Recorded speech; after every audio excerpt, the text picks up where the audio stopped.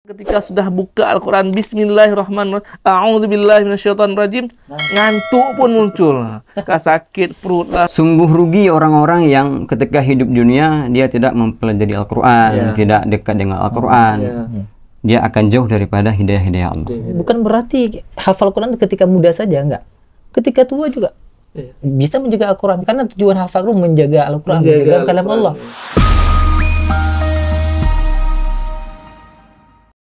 Bismillahirrahmanirrahim. Assalamualaikum warahmatullahi wabarakatuh. Alhamdulillahirabbil alamin wa bihi nasta'inu ala umuri dunya waddin. Asyhadu an la ilaha illallah wa asyhadu anna Muhammadan abduhu wa rasuluh. Amma ba'du. Anak-anak mualim, ayah bunda dimanapun berada, apa kabar semuanya? Sehat selalu. Mudah-mudahan semakin hari puasanya semakin lancar, semakin kuat dan tentunya semakin ceria. Jangan lupa ceria ya.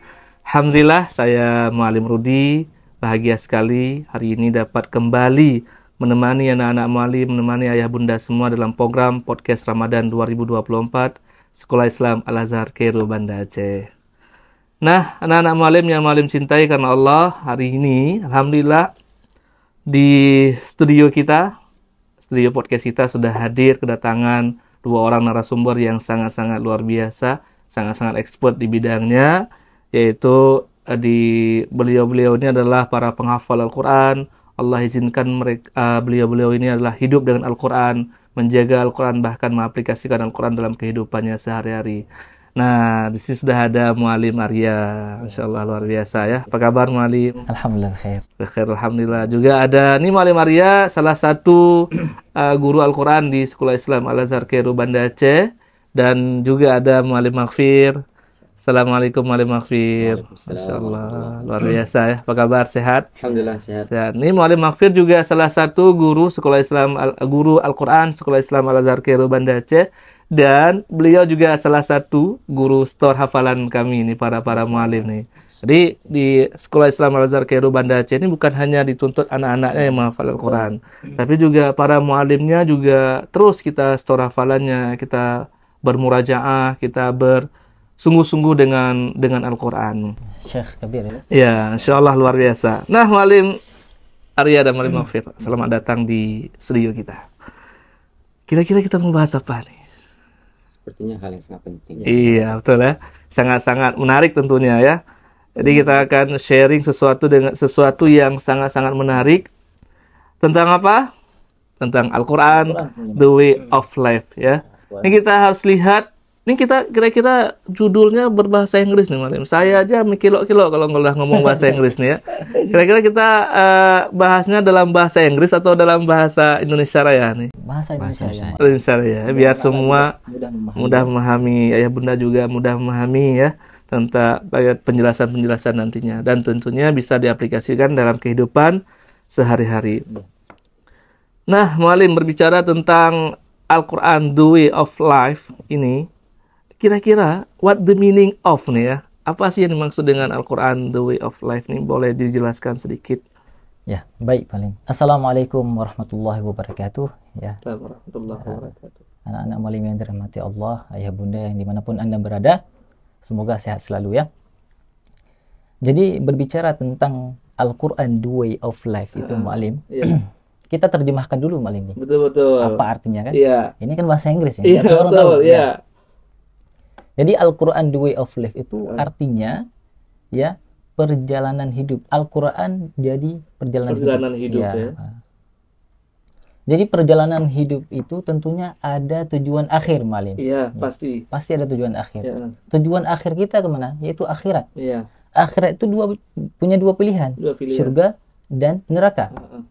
Jadi manusia itu wajib berpedoman kepada Al-Quran. Iya. Karena bagaimana dia menuju suatu tempat kalau dia tidak berpedoman? Iya, umpamanya kita bepergian jauh, naik pesawat, tentunya pilot sudah tahu dia bagaimana, sudah tahu dia rute kemana, petanya kemana, tujuan akhir kemana. Iya. Begitu juga dengan manusia. Ketika Allah Subhanahu wa taala menurunkan Al-Qur'an kepada manusia, ya, dalam surah Al-Baqarah, "Syahrul Ramadan alladzi unzila fihi al-Qur'an hudan linnas." Hudan linnas. Allah Subhanahu wa taala menurunkan Al-Qur'an di bulan Ramadan. Tujuannya apa? Supaya manusia ini bisa berpedoman, bisa dapat petunjuk. Tujuannya apa? Untuk menuju akhirat. Menuju akhirat. Jadi the way of life, ya, jalan hidup ya, Malim ya. Jangan salah-salah pilih jalan hidup ini ya. Di situ juga sudah sangat-sangat jelas bahwa Al-Quran sebagai hudal linnas nih Malim, sebagai petunjuk. Iya, betul, Malim. Untuk menuju akhirat tadi. Ya, betul, Malim. Dalam hadis yang lain juga Malim, Rasulullah sebenarnya sudah mewasiatkan, sudah meninggalkan 2 perkara yang sangat penting kepada kita, Malim. Ya. Ini Rasulullah yang mewasiatkan. Dua perkara penting itu adalah kitab Allah wa sunnah. Ya. Kalau kita tinggalkan 2 perkara penting ini, maka jelas sesat. Jelas ya. Kitab Allah wa sunnati. Artinya kitab Allah dan sunnah. Apa yang maksud dengan kitab Allah? Kitab Allah itu Al-Quran ya. Al-Quran firman Allah Subhanahu wa taala yang diturunkan kepada baginda Rasulullah sallallahu alaihi wasallam dengan perantara Jibril alaihi salam. Dan Al-Quran juga mukjizat Ma'alim. Nah, Al-Quran juga mukjizat dan bagi yang membacanya bernilai pahala. Diawali dari surat An-Nas sampai diawali dari surat Al-Fatihah sampai surat An-Nas. Kemudian apa yang maksud dengan sunnah? Sunnah itu hadis. Apa yang maksud dengan hadis? Hadis itu sesuatu yang disandarkan kepada baginda Rasulullah SAW dari perkataannya, dari perbuatannya, dari sifat dan akhlaknya yang dinukilkan oleh para sahabat. Masya Allah, luar biasa. Itu way of life ya, sudah jelas ya. Artinya bahwa Al-Quran tadi, lagi-lagi kita garis bawah sebagai petunjuk, Malim ya. Tapi ini sekarang, Malim, fenomena sekarang ini juga banyak kita lihat sekali ya. Banyak orang itu yang menjadikan Al-Quran ataupun yang tidak menjadikan Al-Quran sebagai pedoman hidup ini. Bagaimana tanggapan Malim melihat orang-orang seperti ini? Dia sibuk dengan yang lain, seakan-akan orang yang dekat dengan Al-Quran itu kuno. Orang yang dekat dengan Al-Quran itu hanya orang-orang tertentu saja. Dia lebih memilih hal-hal gaya-gaya hidup yang lain sebagai pedoman hidup mereka. Bagaimana tanggapan? Maka orang-orang seperti ini perlu dakwah dari kita.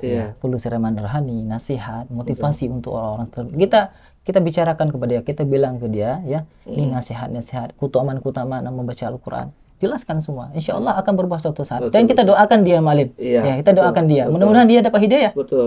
Bukan kita memerangi dia. Hei, jangan kamu membaca Quran. Enggak. Tapi kita doakan hidayah untuknya. Mudah-mudahan Allah memberikan hidayah kepadanya. Iya, pedoman ya. Lain lagi pedoman. Jadi dan itu sabil.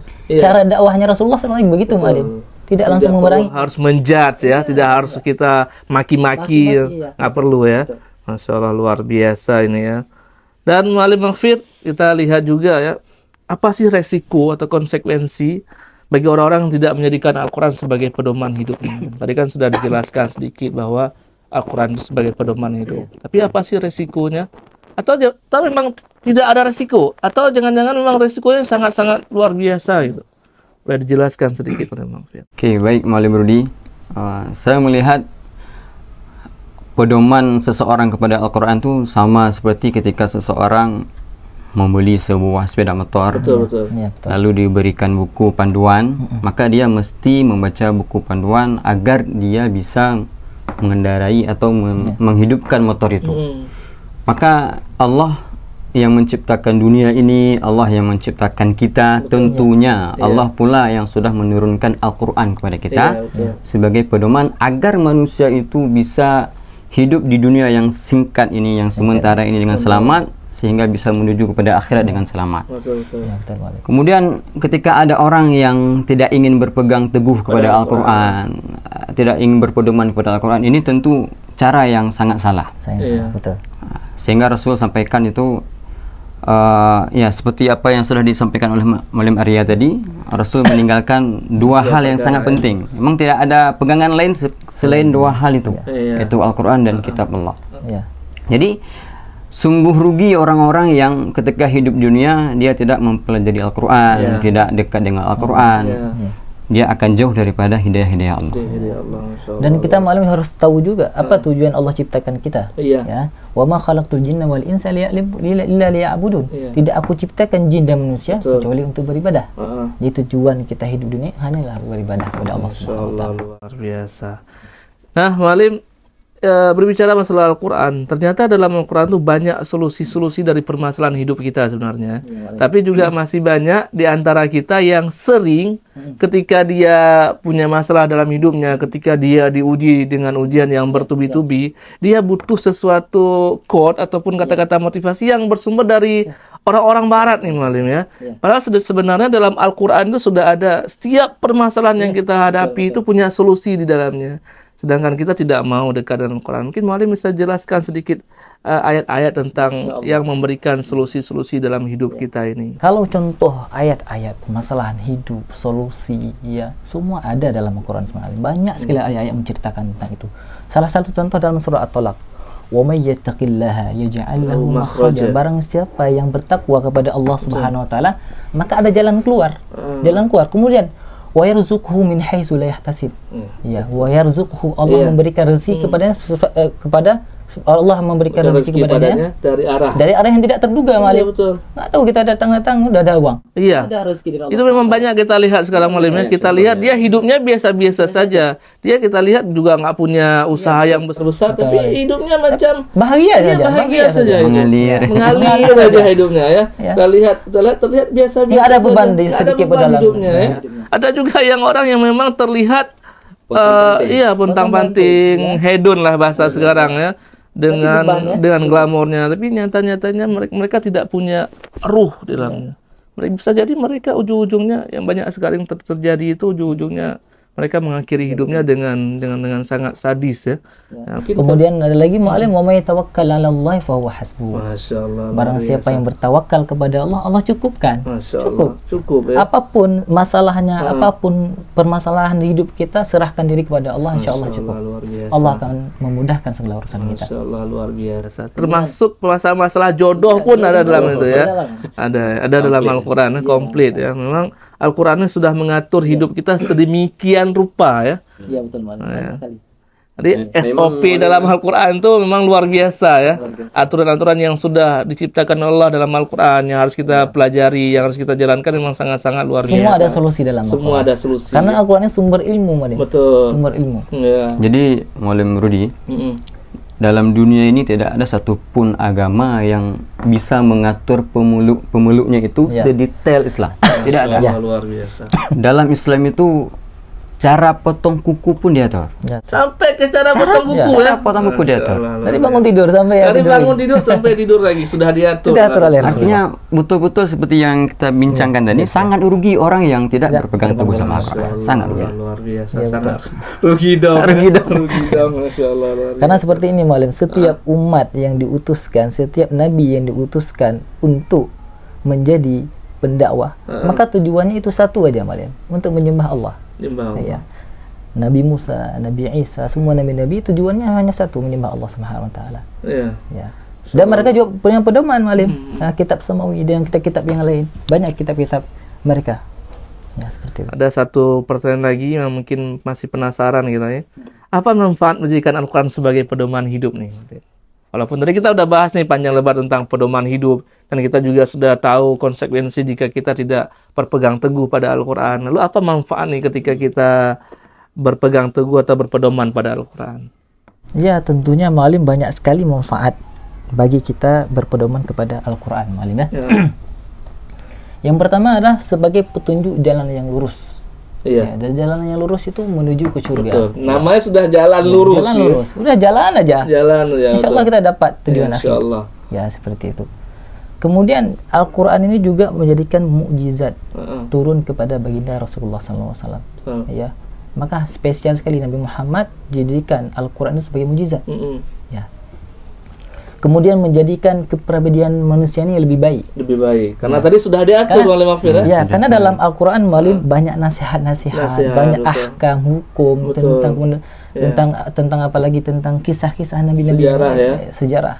Jadi kita bisa belajar dari Al-Quran. Masya Allah, luar biasa nih. Kemudian Al-Quran juga memantapkan iman, Malim. Dengan membaca Al-Quran kita akan mendapatkan pahala. Dengan membaca Al-Quran kita akan mendapatkan syafaat dari Allah Subhanahu wa taala di hari kiamat. Khairukum man ta'allama al-Quran. Sebaik-baik kita ini orang-orang membaca Al-Quran. Berarti hari ini kita yang sekolah di Sekolah Islam Azhar Kairu Banda Aceh ini, karena kita juga punya program tahfizul Quran, bukan hanya anak-anak juga, tapi juga guru mualim-mualimnya juga. Mudah-mudahan kita termasuk orang-orang yang dikatakan khairukum man ta'allama al-Quran dari Malim ya. Banyak sekali ya. Banyak sekali keutamaan orang membaca Al-Quran dan menghafal Al-Quran. Masyaallah, luar biasa. Nah, Mualim Mafir dan Mualim Arya, ini penjelasan sesuatu yang sangat luar biasa ya. Ini bisa diterapkan dalam kehidupan sehari-hari, bagaimana menjadikan Al-Quran sebagai pedoman hidup Al-Quran itu sebagai gaya hidup kita, passion kita. Karena kita seorang muslim, jangan jadikan passion kita yang hal-hal yang lain. Hal-hal yang tidak ada tuntunannya dalam Islam. Al-Quran sudah memberikan kita solusi. Al-Quran sudah memberikan kita mengatur kehidupan kita. Ini harus kita aplikasikan dalam kehidupan kita sehari-hari. Baik, Mu'alim Maghfir dan Mu'alim Arya, kalau tadi kita sudah bahas pedoman hidup ya, petunjuk hidup. Tentunya kita harus membahas lagi spirit of Al-Quran. Ini ya, spirit ini harus kita bahas karena ini saling berkesinambungan dia. Nah, kita lihat, berbicara spirit atau semangat yang harus kita tumbuhkan untuk belajar Al-Quran, banyak sekali anak-anak kita sendiri, anak-anak Anda kita di rumah ya.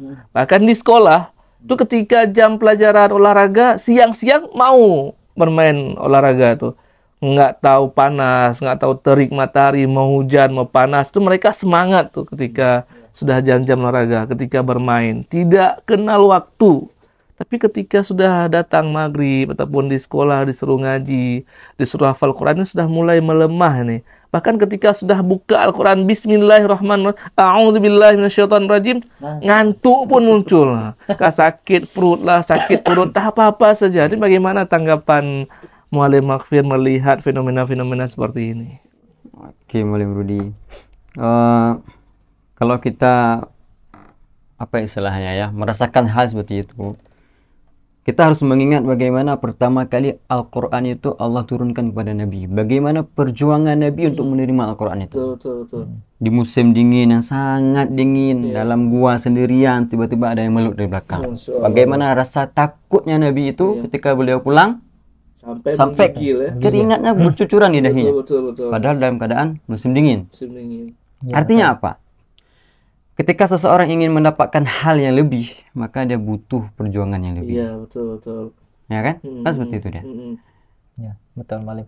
Kalau kita lihat perjuangan Nabi, Mu'alim, jadi pada zaman baginda Rasulullah SAW itu Al-Quran masih tercecer, Mu'alim. Iya, betul. Jadi tertulis di berbagai media. Kalau sekarang sudah tertulis jelas. Ada kertas. Sekarang di iPad pun ada. Iya, dalam genggam. Berbagai cetakan dan ukuran, Mu'alim. Bayangkan, ada. Nggak perlu lagi cari-cari satu lembaran ya. Kalau dulu ditulis di pelepah kurma, di batu-batuan, di tulang, kemudian di kulit-kulit hewan. Jadi butuh perjuangan, Mu'alim. Semangat mereka tuh luar biasa ya. Harus walaupun cari satu-satu. Kita sekarang tinggal lihat, tinggal buka. Aduh, luar biasa, Mu'alim. Masya Allah, luar biasa nih. Jadi dulu, Mu'alim, saya ketika SD itu, Mu'alim ya. Maka kita bicara dulu tentang dalam Islam ya. Bagaimana cara mendidik anak. Kalau dalam Islam itu umur 7 tahun itu kita disuruh anak-anak itu kita disuruh mengajarkan anak-anak. Ketika anak-anak itu tidak mau, maka di umur 10 tahun disuruh pukul. Pukul dalam artian bukan pukul secara fisik ya, Mu'alim ya. Pukul untuk mendidik. Betul. Dulu saya teringat di kelas 4 SD ya, Mu'alim ya. Jadi masih kecil kan, Mu'alim. Dia sering saya kalau udah maghrib tuh nggak mau pergi ngaji. Betul. Ya, alasan udah capek, Mu'alim, nggak mau pergi ngaji. Ada aja alasannya. Tapi ayah saya itu saking marahnya, ambil tali pinggang, pukul terus. Kalau dulu berbekas, Mu'alim, berbekas. Seperti itu ya. Wajar ya. Seperti itu. Nah, kalau sekarang pukul lagi ya. Ya, betul. Ya. Tapi itu membuat pelajaran buat saya. Berbekas. Jadi alhamdulillah dengan itu terus pergi ngaji. Walaupun terpaksa, Mu'alim, tapi ujung-ujungnya terbiasa. Akhirnya saya dulu juga punya adik ini ya. Memang luar biasa nih kalau kita melihat spirit of Al-Quran ini. Ini dia adik ini kalau pagi-pagi dia main luar biasa, Mu'alim. Tapi kalau sudah mau ngaji alasannya itu kagak dosu lah, hilang suara, sakit perut, semua muncul. Bahkan pernah satu ketika yang membuat saya itu merasa sangat-sangat malu sebenarnya. Saya undang guru ngaji datang ke rumah, itu jauh-jauh tuh. Lebih kurang 30 menit perjalanannya. Malam-malam hujan-hujan, Mu'alim. Guru ngajinya datang. Sampai ke rumah, dia nggak mau ngaji. Itu yang pertama saya sebagai abangnya merasa malu. Tapi yang luar biasanya nih, Mu'alim, guru ngajinya ini dia tidak langsung marah itu. Mungkin beliau sudah marah dalam hati mungkin kak Igo mungkin. Tapi dengan kesabarannya beliau, karena beliau mungkin memang mengamalkan Al-Quran, beliau doakan nih. Yang adik tadi dia doakan dan 5 tahun kemudian jadi dia sebagai penghafal Al-Quran. Dan yang tadi Ustadz tadi itu, guru ngaji tadi ketika berjumpa kembali terharu dia. Ini luar biasa nih Malim ya, fenomena-fenomena seperti itu. Nah, lalu nih Malim, tadi kita udah lihat ya, kita sendiri pun bahkan di kelas Malim Makfir ya, ini yang para mualim-mualimnya ketika store hafalan ya, yang memang luar biasa perjuangannya nih ya, harus diingatkan dan terus diingatkan oleh Malim Makfir, oleh Malim Arya nih ya. Lalu bagaimana cara kita nih Malim ya? Tadi kita sudah lihat bagaimana fenomena yang terjadi saat ini. Orang yang semakin jauh dari Al-Quran, ketika mau belajar Al-Quran malas-malasan. Sedangkan Al-Quran sekarang sudah semua sangat-sangat mudah. Dulu harus cari orang siapa yang menghafal per orang, kemudian per jilid-jilid lagi, tidak langsung utuh. Bagaimana cara menumbuhkan spirit atau semangat agar kita semakin dekat dan mencintai Al-Quran ini? Sehingga kita kalau sudah dekat, kemudian sudah mencintai, sudah hidup dengan Al-Quran, berarti kita sudah jadikan Al-Quran sebagai way of life tadi Malim. Baik Malim. Jadi berbicara tentang spirit, semangat untuk anak-anak itu, jadi kita harus mengungkapkan kepada mereka tentang keutamaan baca Quran dulu. Jadi kita sampaikan kepada mereka keutamaan baca Quran adalah derajat penghafal Al-Quran akan diangkat oleh Allah Subhanahu wa taala. Kemudian mendapatkan keberkahan yang seperti khairukum man ta'allama al-Qur'an wa 'allama. Kemudian Iqra'ul Quran fa innahu ya'ti yaumil qiyamah syafi'an li ashabi. Banyak hadis-hadis yang menyampaikan tentang keutamaan Al-Quran. Kita terjemahkan. Ya, kita terjemahkan. Orang yang membaca Al-Quran dia akan mendapatkan teman nanti. Al-Quran akan jadi teman di hari kiamat. Iya. Banyak keutamaan-keutamaannya seperti itu. Harus dijelaskan Malim. Artinya mungkin anak-anak itu belum kenal ya. Karena tak kenal makanya tak sayang Malim ya. Mungkin betul. Mungkin bermula dari itu. Maka tugas kita selaku para guru-guru Al-Quran ini dengan penuh kesabaran kita terus menjelaskan ya dan bagaimana manfaat keutamaan dari Al-Quran itu dan termotivasi dengan keutamaan itu. Betul. Kalau Malim Makfir sendiri bagaimana cara menumbuhkan spirit ini? Saya melihat bahwa Al-Quran kan kalamullah, firman Allah. Betul. Jadi orang yang betul-betul cinta kepada Allah, betul-betul ingin menjadi hamba Allah yang muttaqin, maka dia otomatis pasti dekat dengan Al-Quran.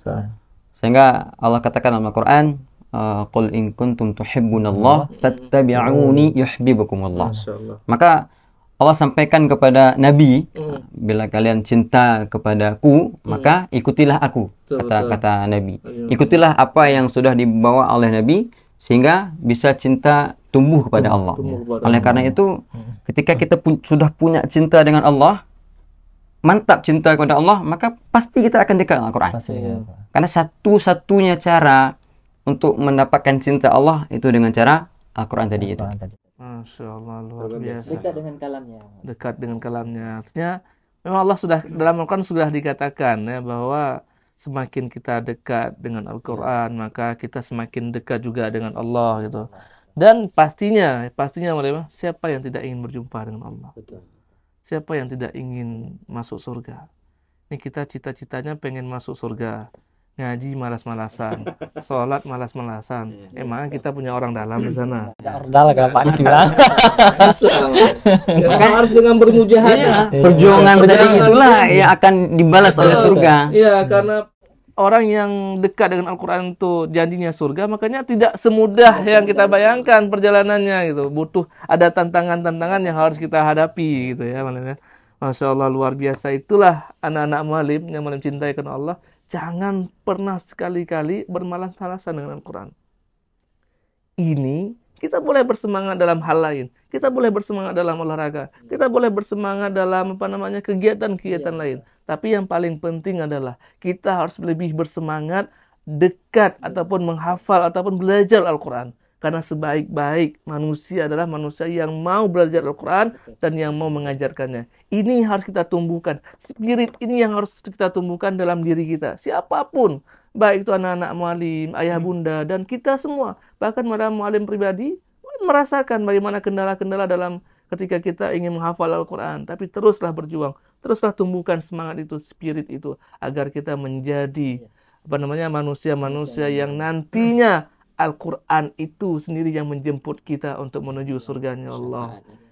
Ya, terakhir tadi kita sudah bahas tentang itulah pedoman hidup, kemudian bagaimana menumbuhkan semangat spirit Al-Quran dalam kehidupan kita sehari-hari.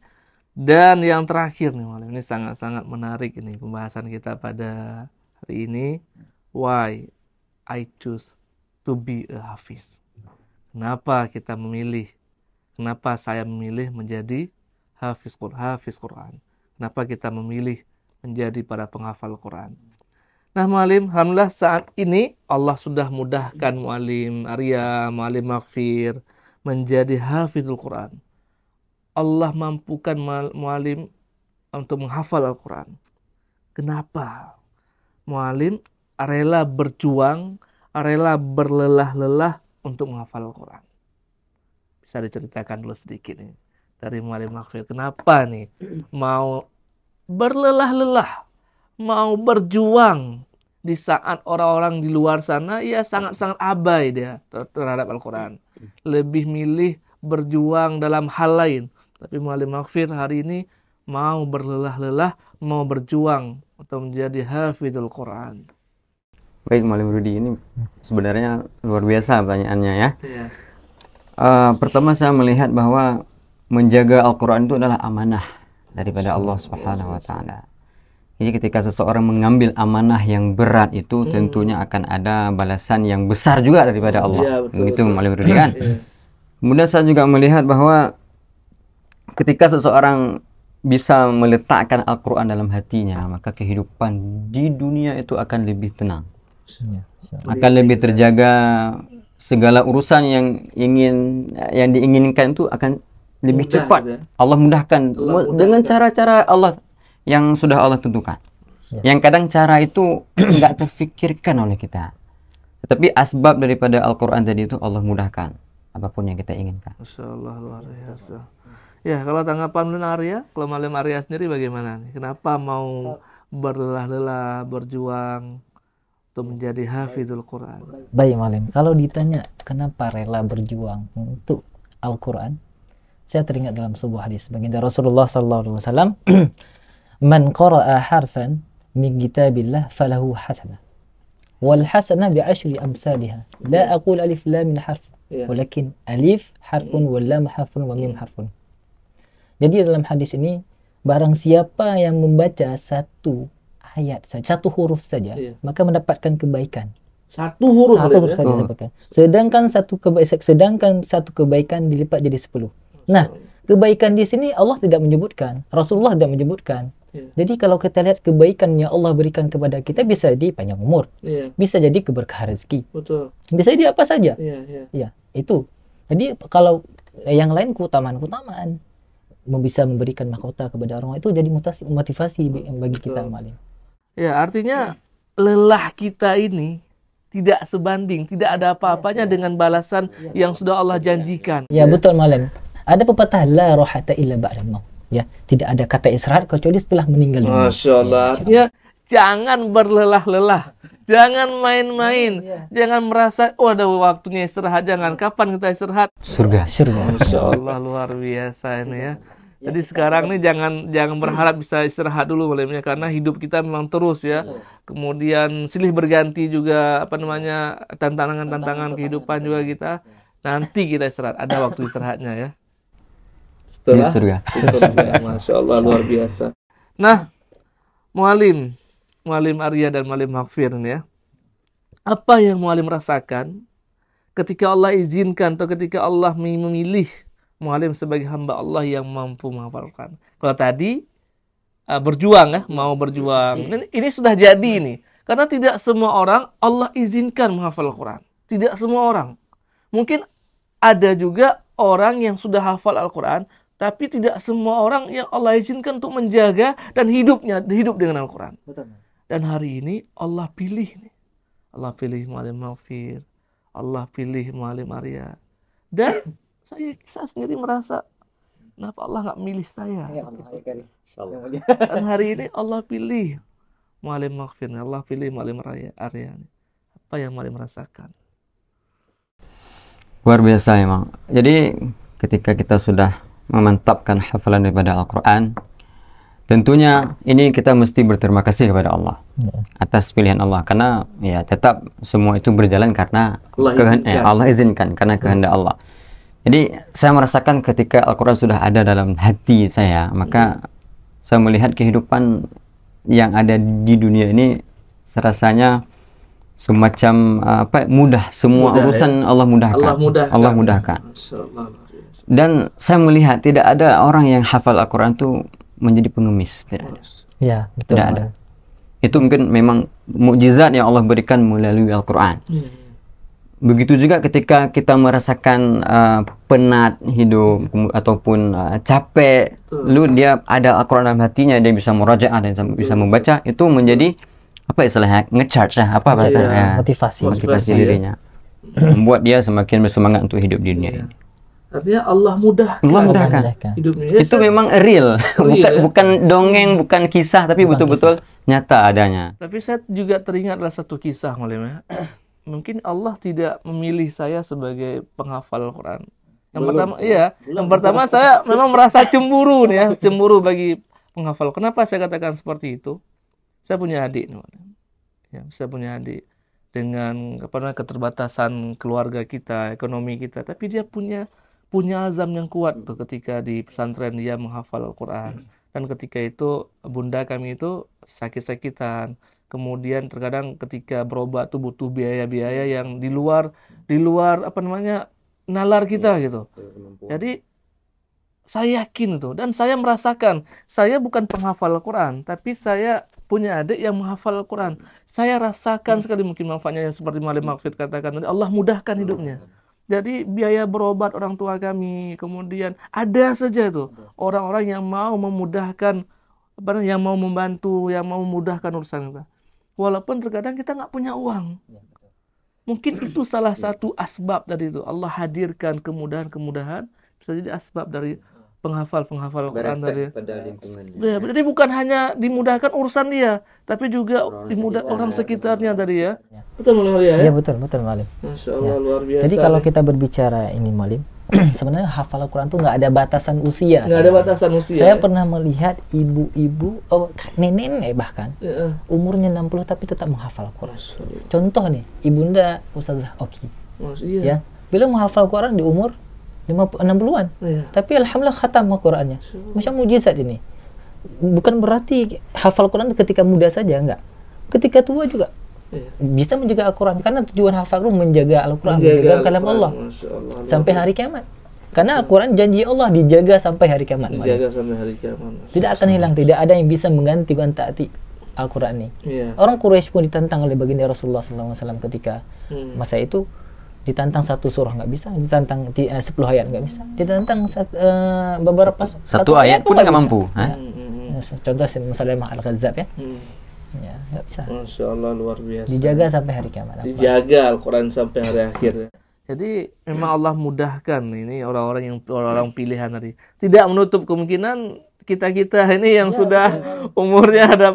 Ini masih belum jadi kakek nenek nih, masih dianggap muda nih ya, fresh graduate. Intinya tekad, Malim, tekad. Masih punya, ya, penting tekad. Insyaallah ini pelan-pelan Malim ya. Ya, insyaallah nih Chef ya. Standar Kamis insyaallah. Belum selesai juz 30 ya, walaupun merangkak-rangkak seperti step by step. Emang kemampuan berbeda ya. Kalau dulu kita masa sekolah mungkin pikirannya nggak terbercabang-cabang. Kalau sekarang ya banyak tanggung jawab kita sebagai suami, ya, menafkahi anak, menafkahi istri, Masya Allah. Walaupun harus merangkak, tapi Al-Quran itu harus tetap jadi tujuan kita. Artinya goal kita. Perjuangan yang dilakukan di umur sekarang lebih berat, lebih besar. Tantangan lebih besar. Masuk keluangan waktu malah. Dulu kita masa belajar cuma belajar aja. Sekarang kalau udah menikah banyak tanggung jawab. Jadi waktunya itu udah kurang. Gitu. Tapi lagi-lagi kita seorang sudah jadi ayah, kalau kita hafal Al-Quran pun, anak-anak pun akan ikut. Ini nggak kita suruh anak kita menghafal Al-Quran, kita entah kemana, disuruh baca Alif Lam Mim Kad Bapo, ya, nggak jelas. Ini juga sepatut disayangkan, Masya Allah, luar biasa. Kalau menghafal Quran sebenarnya kita butuh waktu luang. Betul. Kalau kami dulu di Sudan itu, jadi ketika libur kampus, libur semester, kami ke kampung-kampung gitu. Jadi di sana ada masyayikh, store hafalan itu nggak pulang-pulang. Jadi kita fokus gitu. Begitu dengan pesantren-pesantren, mereka ada waktu khusus untuk menghafal. Ada yang ada yang muter waktu subuh, waktu malam. Berarti itu intinya Mualim, kalau saya lihat ya, memang lelah kita ini walaupun harus bertatih-tatih, harus berjuang dari itu, tidak sebanding dengan apa yang Allah janjikan pada kita ya, surga. Nah Mualim, untuk ananda kita di rumah nih ya, untuk ananda kita, untuk ayah bunda, untuk kami ini yang sudah agak-agak lemot ini ya dalam menghafal Al-Quran nih. Ya, adakah trik-trik khusus Mualim dalam menghafal Al-Quran ini, bila boleh di-sharing nih? Ini ananda kita dengar ya, ini jangan nanti lagi ada alasan, aduh gimana caranya ya, ini udah berumur, udah sibuk dengan keluarga, udah sibuk dengan anak. Itu bukan sebuah alasan ya untuk kita menghafal Al-Quran. Adakah trik-trik khusus? Nah, ini bentar, ini kita bagi dulu. Ini untuk anak-anak, nanti Malam Arya untuk orang dewasanya. Biar ada biar nggak ada alasan lagi nih. Ini sudah berumur, aduh, sudah mikir anak lagi kapan ya gue menghafal Quran gitu ya. Ya, silakan Malam Makfir. Ini untuk ananda-ananda kita dulu nih. Ya, itu. Ini bisa di ananda kita dulu ya.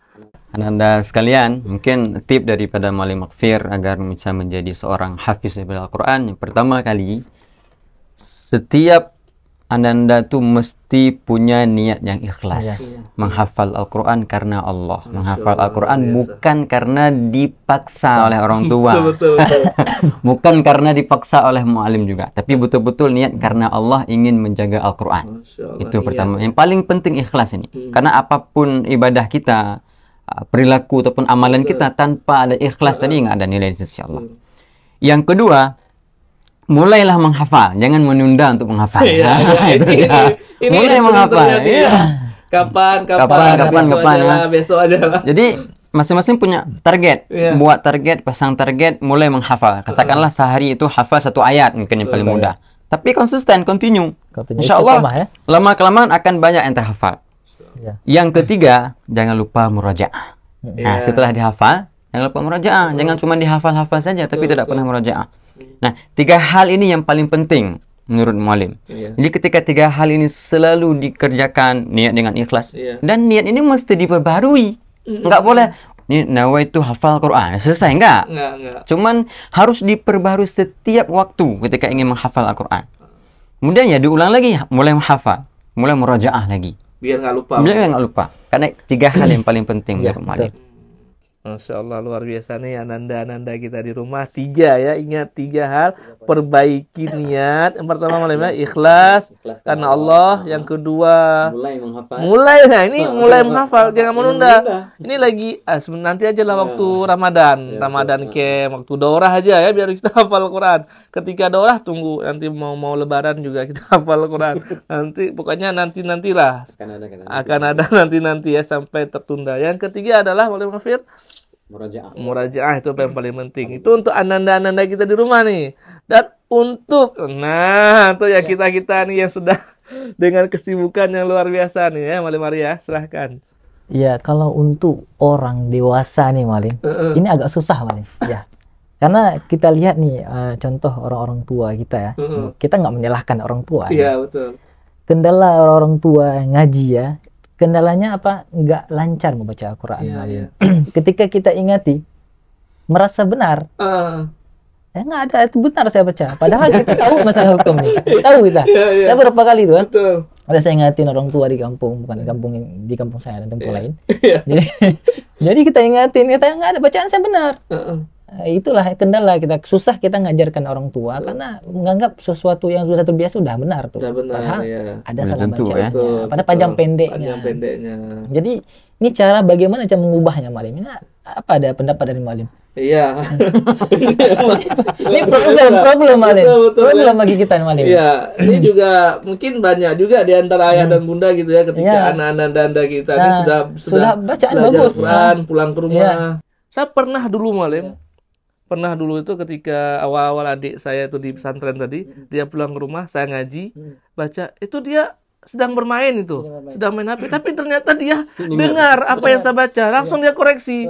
Ada berapa bacaan yang salah, bang itu salah, tapi kita selaku orang tua ini, ya harus legowo ya, harus mau menerima. Itu yang paling penting Malim.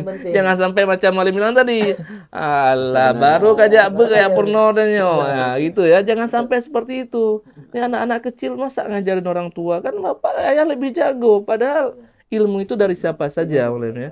Mungkin itu tadi untuk ayah dan bunda kita yang ada di rumah, Masya Allah luar biasa. Intinya mungkin untuk ayah bunda itu harus ada waktu luang juga untuk Al-Quran. Jangan hanya diwajibkan kepada anaknya, tapi kepada dirinya juga harus ada. Betul.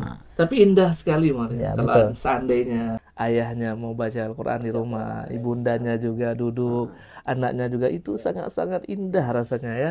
Rumah yang dihiasi dengan Al-Quran. Tapi sebenarnya Mu'alim, jangan tunggu waktu luang, tapi luangkan waktu.